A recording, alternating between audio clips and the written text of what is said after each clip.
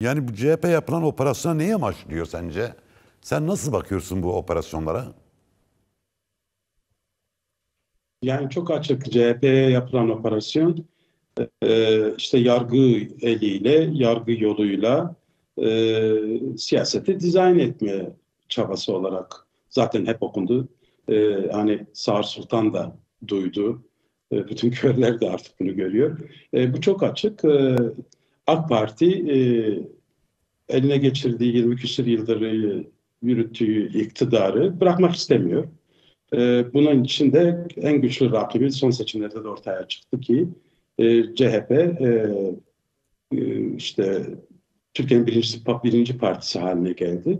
Dolayısıyla hem Cumhurbaşkanlığı seçimi hem de Türkiye'yi kaybetmemek için hem Cumhurbaşkanlığı hem de Türkiye'yi kaybetmemek için kendine rakip gördüğü e, CHP'ye AK Parti'nin ve dolayısıyla onun işte yönetici elitinin yargı eliyle onu bitirme, daha doğrusu küçültme, dağıtma operasyonlar olarak okumak lazım. Ama bu tümüyle bir yargıyı araçsallaştıran bir süreçle karşı karşıyayız.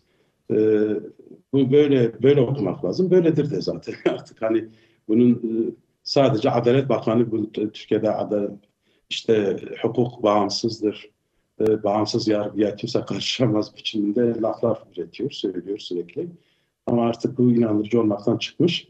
Çok açık, net bir şekilde iktidarı bırakmak istemiyorlar. Yani bugünkü CHP Evet. yönetiminin yani Özgür Özel ve ekibinin CHP'nin başında olması bu operasyonlara bir neden midir? Yani Ekrem İmamoğlu'nun adaylığı burada ne kadar bir faktördür bu meselede? Yani bütün kamuoyu açık araştırmaları da gösteriyor ki yani son seçimden sonra bütün işte o yerel yönetimlerde biliyorsun Türkiye'nin bütün neredeyse büyük şehirlerini neredeyse ağırlık kısmını aldı. 30'ların üzerine bir oy düzeyine ulaştı. Yani ve CHP yükselen bir trend içinde. İmamoğlu da keza öyle. Bu AKP'nin hani 20 onlarca yıldır sürdürdüğü iktidarın sonunun işaretini verdi son seçimler. O günden sonra ipler çekildi. Tabii ki yeni yönetim özellikle hani bu operasyonlarla bir şekilde bu yargıyla yapılan bu operasyonlarla CHP'nin bir şekilde e, dağılacağını düşünüyorlardı. Nitekim öyle olmadı. Giderek dozajını biraz daha arttırdılar. Çünkü gerçekten iyi bir performans da gösterdi CHP yönetimi özellikle Özgür Özel. Yani o günden bugüne aylardır neredeyse her akşam bir yerde bir mitingle, bir toplantıyla bu süreç sürekli toplumun gündeminde. Yani bir çetin cevizle karşı karşıya kaldıkları ortaya çıktı. Onlar bu işten biraz vazgeçmek yerine ya da başka bir uzlaşı yolu aramak yerine neyse artık e, dozajı biraz daha arttırdılar. Yani şimdi Türkiye satına yayıldı bu şey, bu operasyonlar. Kimini işte yargı yoluyla görevden alma. Yok, tabii sanki Türkiye'de temiz eller operasyonu varmış da diğer herkes pürü da ben hiçbir belediye ve Türkiye'de hiçbir siyasetin yani bazıları hariç e, Türkiye Cumhuriyeti kurulalı bir yolsuzlukla karşı karşıya olduğumuz ki ortada. Ancak bütün bunlar bir tarafın yolsuzluğu, diğer tarafın e, melekliği anlamına gelmiyor. Hani gönül isterdi ki Türkiye genelinde gerçekten bir temiz eller operasyonu, demokrasiye inanmış, demokratik zemini güçlü kılan ve giderek bu halkın malını, mülkünü bir şekilde yolsuzluklarla ele geçirmiş bu kesimlere karşı ciddi bir devlet mekanizması aygıtları içerisinde işte yolsuzluk yapmanlar için söylüyorum. Böyle bir temiz eller operasyonu başka ülkelerde de tabii işte yakın tarihte gördüğümüz gibi bir operasyonun olmasını herkes ister. Ama mesele bu değil. Yani bu tam tersi işte giderek daha da boyutunu artırdı. İşte Türkiye satına yayıldı. İşte yolsuzluklarla, dosyalarla e, belediyeleri görevden alıyor. Alamadıklarını da bir şekilde işte Aydın'da olduğu gibi bir şekliyle kendine çekiyor, kendi tarafına alıyor. Yani bu operasyon devam ediyor. Şimdi İstanbul İl Başkanlığı, İstanbul Türkiye, bütün operasyonlar biliyorsun İstanbul'la başlar. İstanbul İl Başkanlığı her partinin önemli bir yerdir. Bir kurum, işlevsel bir tarafı olan bir yerdir. İstanbul, Türkiye'nin ortalamasıdır aynı zamanda ve yani 1/4'idir aynı zamanda. Dolayısıyla İstanbul İl yönetimine yapılan bu ve öne alınan bir ara kararla öne alınan, o da enteresan. Öne alınan bu operasyon daha da boyutlanacağı biçimde okumak gerekiyor. Yani ben bu saatten sonra AK Parti'nin ya da işte bu operasyonu yürüten ekibin bu operasyonları yürüten ekibin dozajı düşüreceğine inanmıyorum. Çünkü nihayetinde öyle bir yola girdiler. O yolun neresine dönerlerse zaten kaybediyorlar. Şu anda bütün bu operasyonlar da bir şeye tekabül etmiyor. Yani CHP'de direnç daha da güçleniyor. Her ne kadar CHP kendi içinde gerçekten biraz boğuşsa da yalnız Özgür Özel ve diğer onun ekibinin sergilediği performans CHP'yi güçlü kılıyor. Mesela kamuoyu yoklamalarında bir türlü CHP oy kaybına ciddi bir oy kaybı da yaşanıyor. Evet. Hala AK Parti'nin önünde görünüyor. Peki dolayısıyla ben buradan bir AKP'nin ya da AK Parti'nin bu operasyonu yürüten ekibin öyle demek belki daha doğru. Dozajı düşüreceklerine inanmıyorum. Daha da işte ve önümüzdeki ayın 15'indeydi galiba. 15'inde sence genel merkezle ilgili. Ya 15'inde CHP kayyum atama gündeme gelebilir mi yani genel merkezde? Mutlak bultan dedikleri işte yeni kavramlarla karşılaşıyoruz ya, o olabilir. Başka bir ekip tarafından bir kayyum da atanabilir. Yani bu onun işaretiydi. Zaten bu ara karar İstanbul'la ilgili normal görülmesi gereken günde değil de öncesinden hemen bir ara karara varmış olmaları, bu işi oraya hazırlık olarak okumak lazım yani. Yani CHP Genel Merkezi'ne bir kayyum ve benzeri bir şeyin atanacağı neredeyse benim kendi kişisel kanaatim kesin görünüyor. Gerçi sevgili Selahattin Demirtaş daha önce söylemişti. Aklınıza gelmeyecek kötülükler yapabilir demiş bu iktidar. Bir parça ona benziyor. Çünkü bazen insanın aklına gelmeyen şeyler oluyor. Yani çünkü hukuk ve yargı kullanılarak. Şimdi tabii bütün bu hikayenin bir de başka bir yanı da var. Çünkü çözüm süreci, barış ve demokrat toplum süreci diye bir süreç var. Çok umut verici bir takım gelişmeler yaşandı. Kürt tarafı önemli adımlar attı ama CHP'de bu sürecin bir parçası olmak istedi. Özellikle Özgür Özel ve ekibinin bu sürece ilişkin yaptığı açıklamalar, komisyonda yer almaları, kendi partisinden kısmı eleştire rağmen hayır biz bu içine yer alacağız. Kürt sorunu var, Kürtler bir sorun var, bize vardır. Biz bu sorunun çözümünden yanayız. Makul açıklamaları da gözünde bulundurduğu zaman CHP'ye yönelik bu ağır operasyon bu süreci nasıl etkiliyor sence? Ya bu bir kere süreci zehirliyor. Bu çok net. Şimdi bu sürecin yani Türkiye'de bir çözüm sürecinin işlemesi için temel iki ayaklı bir meseledir çözüm meselesi. Yani barış meselesi aynı zamanda. Nedir? Yani adalet olacak ve demokrasi olacak. Yani ikisi olmadan hangi bir adil olmayan adalet duygusunun neredeyse yerlerde süründüğü böyle bir ortamda hangi söze, hangi yasaya güvenebilir insanlar? Bu konuda 100 yıllık bir sorunun çözümünde giderek bu güvensizlik atmosferinin ve güvensizlik tecrübelerinin de çok yoğunlaştığı bu ortamda ne demokratik bir adım atılıyor ne de yargıya dair gerçekten bir adalet işleyişi söz konusu. Yani tümüyle Türkiye'de yüristokrasi dediğimiz yargı aracıyla otoriter sistemlerin tesisi ya da bir ekibin, bir juntanın, bir grubun yargı eliyle birçok şeyi ele geçirmesi olarak okumak gerekiyor. Yani tipik bir yüristokrasi yaşanıyor Türkiye'de. Dolayısıyla burada atılacak hani hukuksal zeminler, adımlar hem demokratik bir atmosfer ve anlayış lazım bu sürecin ilerlemesi için hem de ciddi bir adalet ve hukuka güvenin olması lazım. Şimdi siz istediğiniz kadar yasa çıkarın, bu yasalar uygulanmıyorsa güvensizlik sebebi olacaktır. Ve Türkiye'nin en önemli meselesinin gündemde olduğu 100 yıllık kangren diye bilinen bu sorunun çözüm yoluna bir şekliyle girmiş olması bu iki temel ayağı elzem kılıyor, zorunlu kılıyor. Adalet ve demokratik adımların atılması. Adalet ve demokrasi. Bu ikisi olmadan siz bu süreci yürütemezsiniz. Dolayısıyla sadece CHP'yi etkileyen bir mesele. Burada neyi görüyoruz CHP'ye yönelik bu tutumda? Bir, hakikaten bir demokratik bir anlayışla CHP'ye yönelik bir mücadele sürmüyor. Tümüyle araçsallaştırılmış yargı yoluyla CHP'ye yönelik bir şey var. Dolayısıyla seçimler de anlamsız hale geliyor. Yani rakibini seçim meydanlarında ve seçim sandıklarında yenmek ya da ona yenilmek gibi bir anlayıştır demokratik anlayış. Bunun dışında onu daha seçime gitmeden bitirmek ya da uygunsuz bırakmak bir demokratik anlayış olamaz. İkinci şey de bütün bunlar bir yargı eliyle yapıldığı için de gerçekten de Türkiye'de dibe vurmuş bir mesele var. Adalet, bırak adalete, adalet duygusu artık kalmadı neredeyse. Yani şimdi bir devlet adalet zemininde oluşmayacaksa, bir siyasal yapı bir adalet zemininde olmayacaksa hangi mekanizmalarla güvence ya da toplumsal rıza üretebilir? Şimdi o yüzden şu anda CHP'ye yönelik bu uygulamalar sürecin, yani bu içine girdiğimiz süreci gerçekten zehirliyor.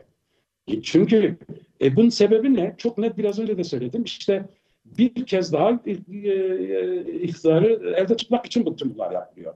Yani ülkenin geleceği söz konusu iken bir parti ve bir kişi kendi geleceğini, ülkenin geleceğini önüne koyup ona göre dizayn ve operasyonlar yapıyor. Şimdi bu hangi aklı başında demokrat ve adalet duygusu olan bir insanı ikna edebilir? Yani siz söyleyin. Peki Eyüp. Yani CHP'ye yapılan şey dün Kürtlere yapılıyor. Bugün CHP'ye yapılıyor.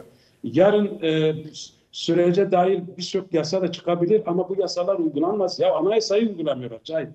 Yani anlatabiliyor muyum? Yani şu anda değiştirmek istediğimiz anayasa neyse işte ona da bağlı kalmıyor bana. Yani keyfi bir idare var burada. Peki CHP'nin bu operasyonlara karşı tabii direndiğini söyledin. Gerçekten de bizim beklemediğimiz şekilde bir performans gösterdiler. Yani her gün bir miting yapıyorlar. Tepkilerini dile getiriyorlar. Ancak bu iş daha kızışırsa, yani AKP işi daha ileriye götürürse, CHP'ye kayyum atmaya kalkarsa, CHP'nin Özgür Özel ve arkadaşlarının, yani CHP'nin bütün gövdesiyle bu sürece direnme gücü ne kadardır sence? Ya şimdi biz İstanbul'daki başkan, yani İstanbul'da İmamoğlu'na yapılan operasyonu ve bugüne kadar gelen bütün bu sürece gördüğümüz zaman CHP iki şeyle uğraşıyor aslında. Bir, bu dışarıdan gelen bu yargı kıskacı diyelim saldırısı. Diğeri de kendi içinde bu meseleyle uğraşıyor. Yani çünkü yani kendi içinde Truva atı mı var? Şöyle sorayım. CHP'nin içinde Truva atları mı var? Kuşkusuz. CHP'nin içinde olmaz olur mu? Şu anda zaten bütün bu kayyum çabaları, bütün bu operasyonlar içindeki Truva atlarının öne çıkarmasını sağlamak ve yenebileceği rakibi ortaya çıkarmak. Yine demokrasicilik oynayarak, anlatır mı? İşte adaletin kestiği parmak acımaz. Ondan sonra yerine gelenlerle o ekiple bir seçime gitmek istiyorlar. Dolayısıyla yeneceği bir ekiple ya da kendileriyle bir şekilde ilişkili olan bir ekiple ya da kendilerine mecbur kıldıkları bir ekiple bu işe girişiyorlar. Şimdi bir CHP'nin içinde gerçekten mesela CHP'ye yönelik genel merkez, ki öyle görünüyor, genel merkeze de atanırsa CHP ne yapacak? Öyle ya. Yani bana göre CHP şimdiye kadarki performansıyla iyi durduğunu gösteriyor. Yani direniyor gerçekten. Ama tümüyle kendi içine kapanıp kendi iç mücadelesine kapanacağı gibi de görünüyor. Ben zaten Türkiye'de kartların yeniden karılacağının arifesinde olduğumuzu düşünüyorum. Yani Türkiye Orta Doğu değişirken, dünyadaki bir sürü denklem yer değiştirirken, Orta Doğu değişirken Türkiye'de büyük bir dönüşüm sürecine girmiş görünüyor. Kürt hareketi değişim dönüşüm sürecine girdi ve şimdi bu değişim ve dönüşüm herkese bir şekilde sirayet edecek. CHP mesela, CHP'nin kendi içinde şu anda Truva atları olarak direnen kesim çözüme de karşı bir kesim. Yani böyle şeyler de var. Hani yani sözüm ona AKP çözümünden yana ya AK Parti. Ama ittifak ettiği güçler çözüm taşıtları güçler. Dolayısıyla şu anda AKP'nin öncelediği şey çözüm değil. AKP'nin öncelediği şey kendi geleceği, kendi yeniden seçilme ve tekrar iktidarda kalma çabası. Peki CHP'ye ise evet. Evet. Yani şimdi dediğinden hareketle yani dünya ve bölge değişiyorsa AKP'nin bu politikası sürdürebilir bir durum mudur yani? Ne kadar bunu sürdürebilir yani? Hayır, 2028'de seçimler var. Yani o zamana kadar Erdoğan, AKP bu işi sürdürebilir mi? Yani istediği sonucu CHP içerisinden başka yerden çıkarabilir mi? Yani ben Totenblik denilen bir şey var Almanca'da, kör nokta. Evet. Özellikle trafikte aynalarda hani bir yerden sonra yandan gelen arabayı görmez olur. Göremezsiniz. Dolayısıyla bazı otoriter yapılarda ve özellikle diktatöryel kesimlerde, insanlarda böyle bir Totenblik denilen bir süreç de var. Ben AK Parti'nin ve özellikle Erdoğan'ın bu böylesi bir sürecin içine girdiğini düşünüyorum. Yani normal bir yapıya ve düzene dönebileceklerine ihtimal vermiyorum. Ve ısrarla ya hep ya hiç gibi yaklaşıyorlar. Ve Türkiye'nin de Türkiye'nin de içine girdiği bu değişim dönüşüm sürecine de bunun denk gelmesi büyük bir talihsizlik. Ve iktidarda bunların olması da büyük bir talihsizlik bu anlamda. Yani ben AKP'nin bu sürece uygun olmadığını ama AKP'nin bir başka gerçeği daha var. Şimdi şu andaki mevcut iktidar kim ne derse desin yani demokrasisiz bir Kürtlerle bir ilişki geliştirmek ama bunların hani diyorlar ya terörsüz Türkiye neyse bu yani Kürt sorununun neredeyse çözümünden bahsedemez oldular. İşte sadece bu işte çatışma sürecinin bitirilmesiyle ilgili izlemeye getiriyorlar. Dikkat edin ve Rojava'ya dair de sertleşti ya üsluplar Evet. daha son birkaç gündür. Şimdi buradan şunu okuyoruz. Ya bir kere bu iktidar güruhu, bu ekip gerçekten militarist bir ekip. Bak inanılmaz bir şekilde savunma sanayine yatırım yaptılar bunlar. Bunlar istikrar, bunlar barış, Orta Doğu'da barış istemiyorlar. Görmek gerekiyor. Yani bunlar çatışma süreçlerini isteyeceklerdir. Ve böyle maceralara girecek gibi de duruyorlar. Çünkü Türkiye'de inanılmaz bir rant paylaşımı var ve bu sektör de bu savunma sanayi sektörü de çok yakınlarından başlamak üzere bu iktidarın bunların elinde bu büyük pasta. Dolayısıyla şimdi barış, kardeşlik, çatışma çözümlerinin olduğu bir coğrafyada, bir dünyada neyle geçinecekler gibi geliyor bana. Bir başka şey de bu. Yani maalesef böyle bir handikap daha var yani. Evet. Bu savaş sanayiyle irtibatlanmış bir kesim var yani. Ve bu da çatışma süreçlerini isteyecek. Ben şöyle görüyorum Cahit. Yani bütün bu sürece CHP'ye yönelik saldırılar da dahil. Şimdi bir CHP yönelik saldırının çok net bir tarafı var. Yani ben bir kez daha iktidar olmak istiyorum gibi bir dertle yapılıyor bu. Ama bir başka tarafı daha var.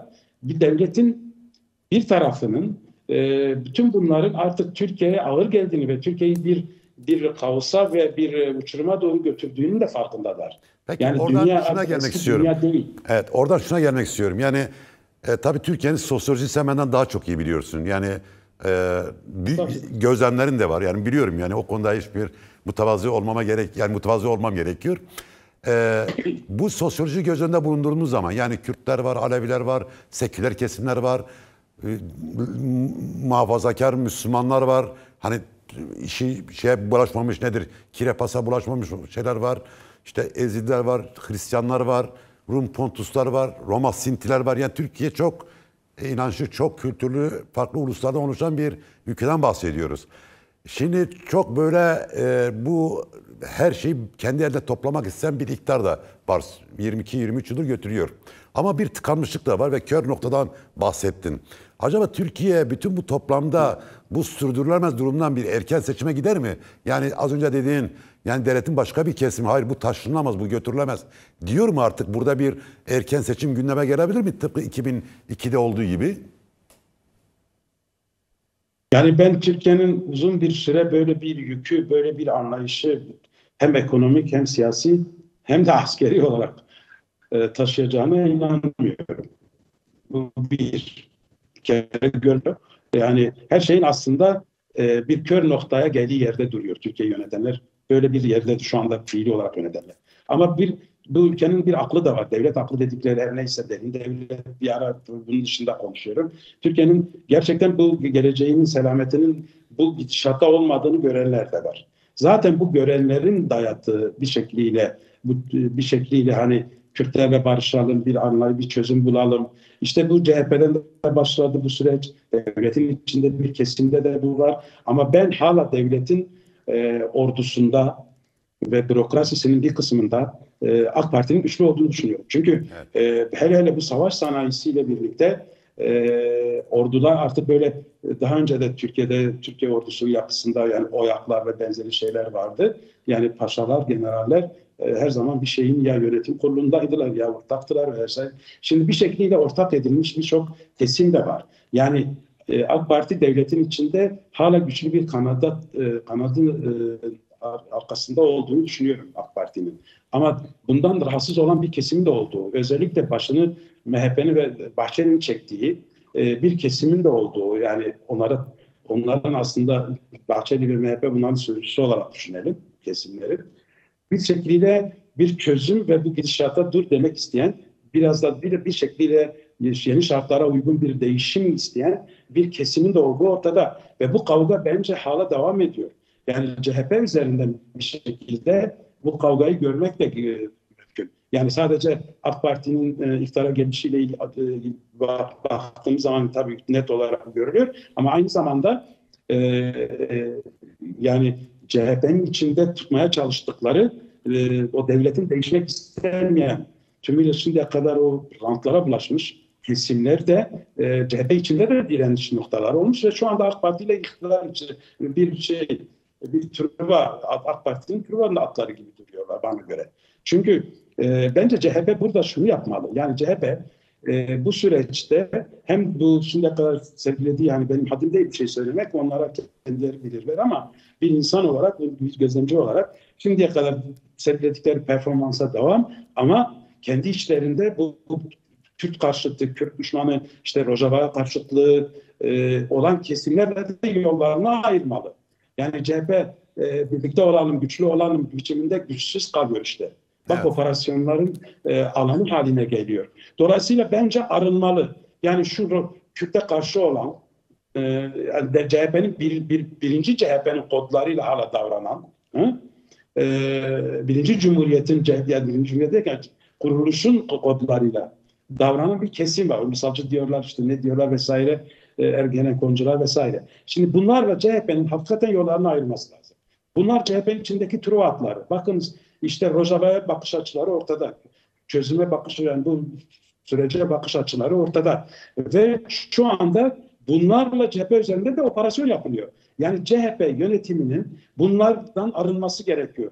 Evet. İşte yani sadece AKP'ye karşı direnmek değil, kendi içini de temizlemesi lazım ki çünkü yeni ortaklıklara gelmek kartlar yeniden karılacak Türkiye'de. Hele bu içine girilen bölgesel ve Türkiye'nin de içinde olduğu bölgedeki gelişmeler ve Kürt sorununun geldiği yer kartların bu gidişatla kartların yeniden karılacağının işaretini görmek lazım. Burada temel aktörlerden biri de CHP'dir. Ve CHP'nin bu yeni yönetimi, bu yeni Türkiye'nin kuruluşunda yeniden bir kurucu gibi davranabilme imkanı olduğunu düşünüyorum. Fikriyatının da olduğunu düşünüyorum. Ama içinde hala o eski dinozorların olduğu da kesin. Ve bu dinozorlar dediğim gibi aynı zamanda CHP'nin içindeki truvatları, AK Parti'nin truvatları. CHP'nin bu süreçte bunlardan arınması lazım. Evet. Yani hani diyorlar ya kendi iç sorunuyla uğraşacağını, yani sen uğraşmadığın zaman güçsüz kalıyorsun işte. Yeni Türkiye'nin yeniden kurucu partisi haline gelemiyorsun ya da o koalisyonun bir parçası haline gelemiyorsun. Çünkü bunlar engelliyor. Yani Allah için yani Cahit, o gazeteleri görmüyor musun, televizyonlarını, gazetelerini? Sözüm ona muhalif ve CHP'ye yakın olanları. Yani Kürt düşmanı bunlar. Şimdi sen Kürt düşmanlığıyla Türkiye'de değişimin, dönüşümün ve yeni bir iktidarın şeyi olamazsın yani. Şu anda değişmek istemeyen, AKP ile ittifak kurmuş devletin kendisiyle bunlar da ortak. Yani Evet. böyle görelim bu manzarayı. Şimdi olay şu: Kürt meselesi ve bu çözüm süreci, Öcalan'ın başlattığı bu demokratik toplum ve barış süreci tümüyle bir turnusol kağıdı işlevini görüyor. Yani tabii ki içine bir AKP'nin kendini yeniden seçtirme gibi bir sürecin de içinde olması bir şey, bu gerçeği değiştirmiyor. Yani hepsi bir arada düşünüldüğü zaman bir turnusol kağıdı gibi. Yani saflar netleşmek zorunda. Yeni konsensuslar oluşmak zorunda. Yeni arınmalar yapılmak zorunda. Evet. Çok teşekkürler Eyüp. Programa katıldın, görüşlerini paylaştın. Çok sağ ol. Çok var ol. Bize zaman ayırdın. Kolay gelsin sana. İyi akşamlar. Çok teşekkür ederiz. Ben de sağ Sağ olun. olun. Sizde.